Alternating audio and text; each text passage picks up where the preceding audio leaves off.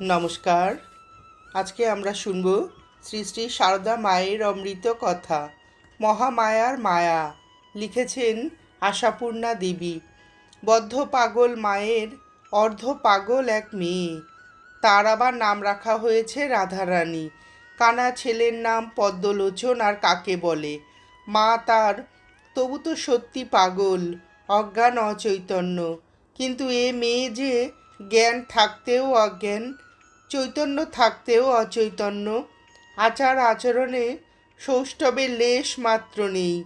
যেমন অসঙ্গত আবদার, তেমনি অদ্ভুত ব্যবহার।